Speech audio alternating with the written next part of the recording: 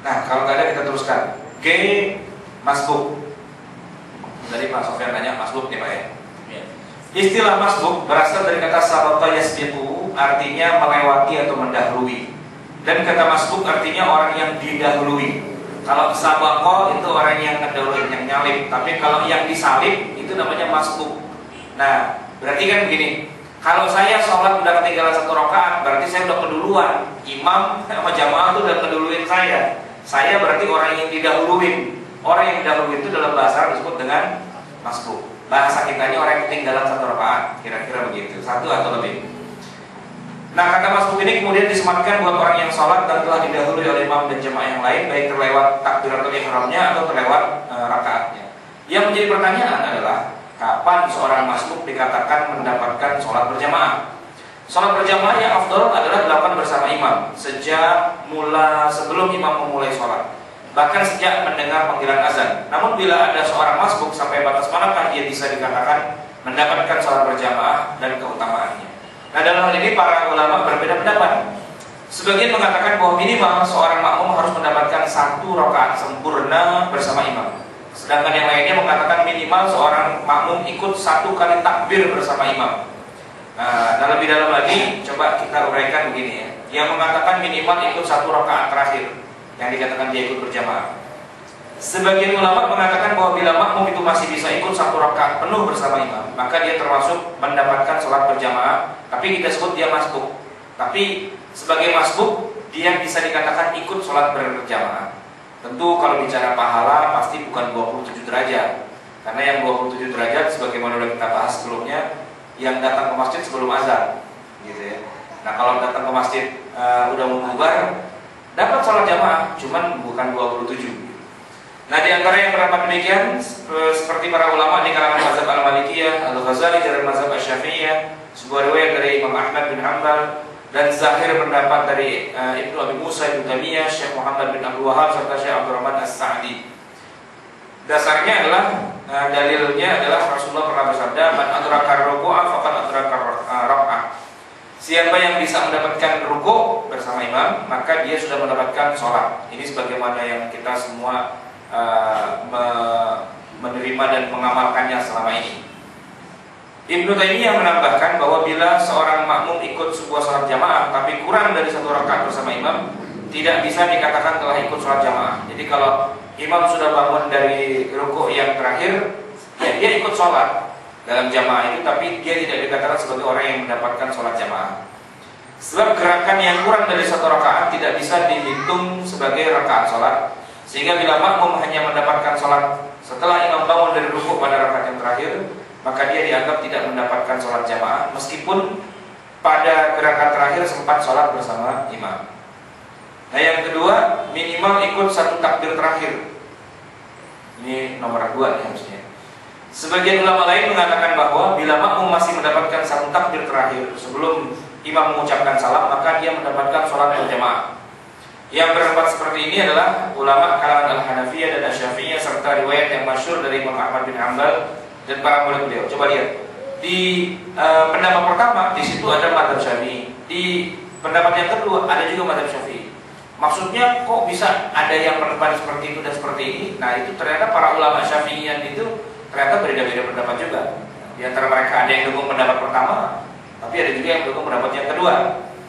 Nah, dalilnya adalah hadis berikut ini dari Abu Hurairah radhiyallahu anhu berkata bahwa Rasulullah SAW bersabda, "Bila kalian menjalankan salat, janganlah mendatanginya dengan berlari, tapi berjalan saja.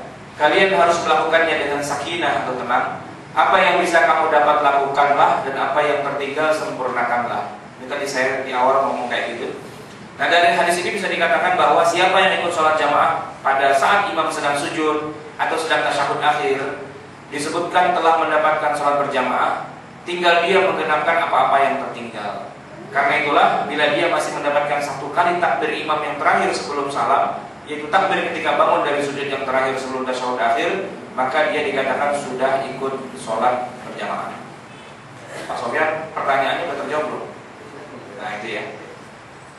Tapi ini pendapat yang kedua, bahwa minimal dia ikut takbir yang terakhir bukan rukuk yang terakhir, tapi takbir yang terakhir. Itu dikatakan mendapatkan jamaah, tapi bukan mendapatkan rokaat. Kalau rokaat, rukuk yang terakhir, gitu ya.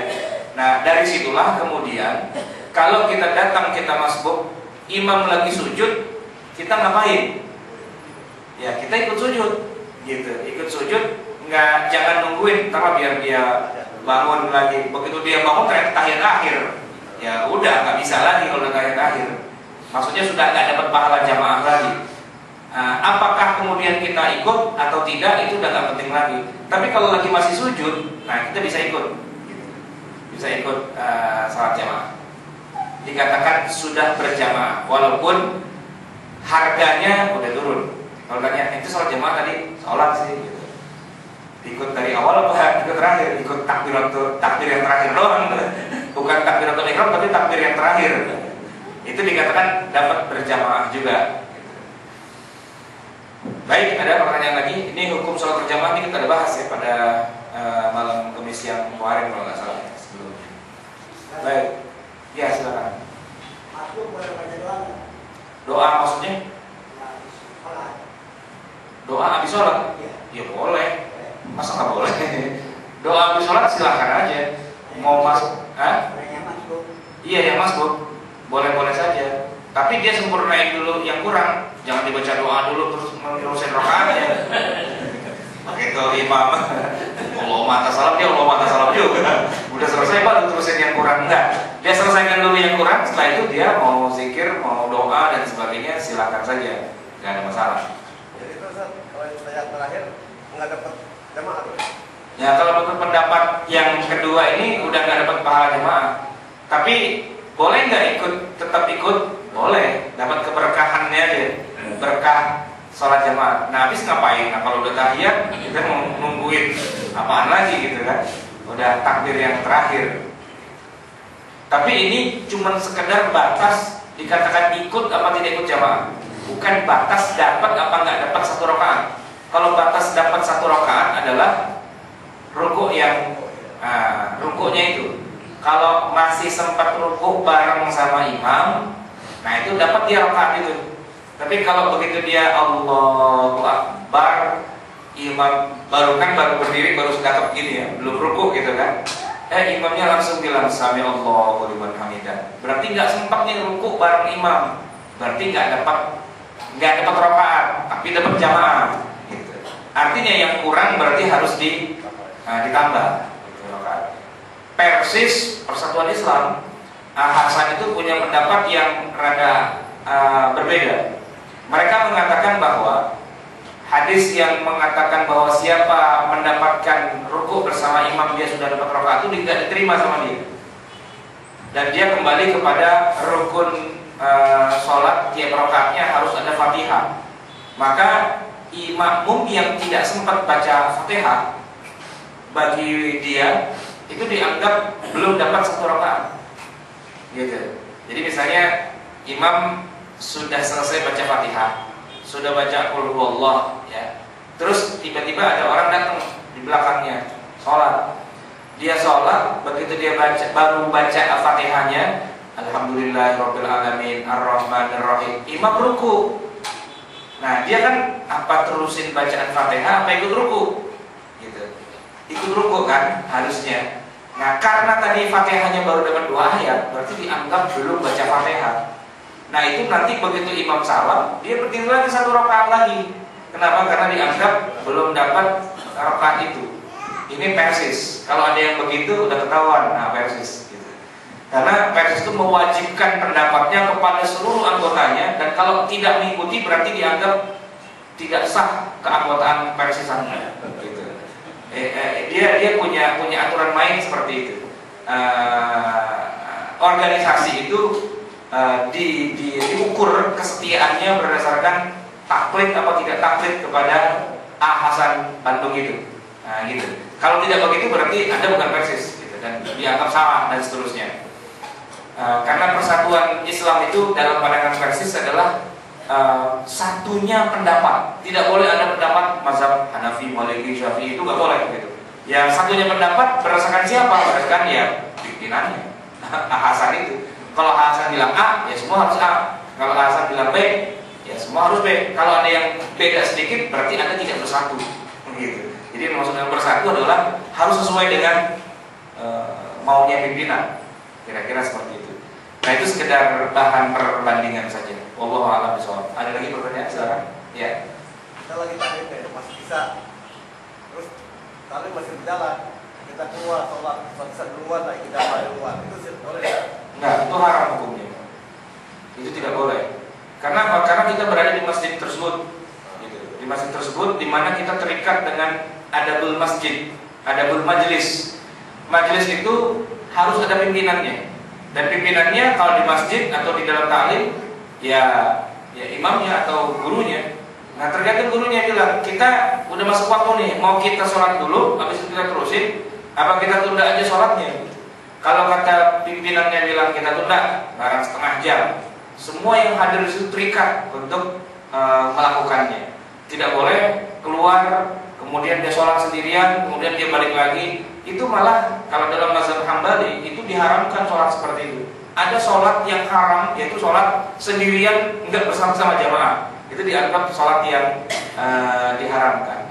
Lain halnya dia memutuskan untuk keluar dari majelis itu, pulang gitu misalnya. Dia pulang ke rumahnya lalu dia sholat. Nah berarti kan dia sudah nggak terikat dengan jamaah itu. Tapi kalau dia cuma keluar sebentar, misalnya di masjid ya, dia langsung ke toilet gitu, misalnya dia wudhu, kemudian di teras dia sholat sendirian gitu. Nah itu justru tidak boleh, karena dia melanggar adab berjamaah, adab majelis ilmu, dan juga melanggar, karena gini, di satu masjid kita tidak boleh melakukan sholat fardu sebelum imam itu memberikan izin untuk melaksanakannya. Tadi kan qomat itu ya, qomat itu kan atas izin dari imam. Kalau imam belum bilang ayo qomat, maka muazzin itu tidak boleh melaksanakan qomat. Nah kalau ada orang habis azan kemudian dia langsung sholat sendirian di masjid itu, sementara belum dikumandangkan qomat gitu ya, nah itu tidak boleh. Kalau mau begitu, misalnya mau ngeduluin gitu ya, sholatnya di rumah, nah itu tidak apa-apa, karena dia tidak terikat dengan ketentuan yang ada di masjid. Jadi masjid baru azan, belum qomat, masih baca-baca apa namanya, puji-pujian lah, sholawat apa segala macam, itu udah kebelet nih pengen buru-buru kondangan gitu kan. Nah kalau dia sholat di masjid, dia nggak boleh, gue sholat duluan dah, imamnya lama banget gitu, itu nggak boleh. Nah kalau dia mau sholat sendirian, dia sholat di rumah, itu sah hukumnya. Tidak harus nungguin di masjid udah qomat apa belum, karena dia tidak terikat dengan kejamaahan yang ada di lokal di situ.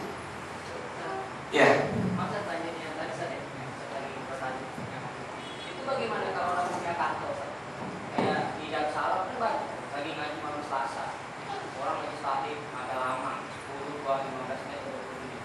Nah mereka mau kerja kantor, pasti kan kerja kan, pelatih saja di pinggiran, di teras, itu bagaimana? Dia numpang sholat, numpang lewat, atau dia hadir di pengajian itu? Hadir, cuman misalnya kayaknya lama gitu. Tadi saya lama, naik stadion gitu, agak lama. Jadi dia sholat langsung keluar karena dengan azan gitu di sebelah gitu. Enggak boleh, enggak boleh. Ima dia pulang, misalnya dia pengen buru-buru, waduh kalau saya ikutin pengajian sampai habis nih, nggak dapat kereta nih gitu, pulang aja. Tapi jangan sholat di situ. Kalaupun dia mau sholat, entar di stasiun atau di mana terserah. Tapi nggak boleh di masjid itu. Gitu. Kenapa? Karena di masjid itu imamnya belum mengizinkan untuk melakukan sholat. Nah gitu. Tapi kalau orang numpang lewat, ini lain lagi judulnya nih, ya kan? Orang lagi numpang, orang pengen sholat dulu gitu. Ternyata di masjid itu lagi ada pengajian, lagi ada taklim. Sebenarnya kalau kita ngerti, wah ada pengajian, berarti belum ada sholat nih. Kita jangan berhenti di sini dah, kita salah cari ke masjid yang lain. Kenapa? Yang di situ sudah dilaksanakan sholat fardu. Gitu. Kalau di situ masih ada pengajian, kita jangan sholat kan sebaiknya. Tapi kalau dia nggak tahu judulnya kan, nggak tahu mampir kebelet apa gimana, sekalian sholat dah. Nah sebagian ulama mengatakan boleh-boleh saja karena dia bukan anggota di situ, bukan apa namanya termasuk majelis yang ada di tempat tersebut, gitu. Orang numpang lewat, gitu. Itu pada dasarnya boleh, tapi itu tetap dimakruhkan, tidak dibenarkan. Kalau emang tahu kita lagi mampir, wah masjid lagi di pengajian nih, gitu kan. Dan sholat isya-nya kita